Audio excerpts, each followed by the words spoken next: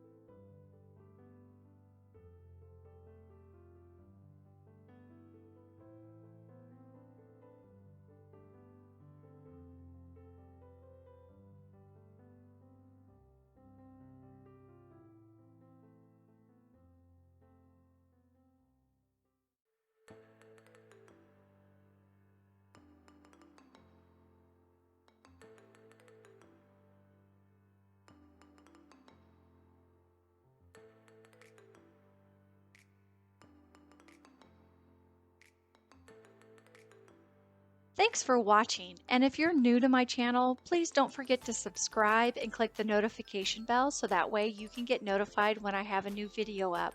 Thank you for watching and have a great day.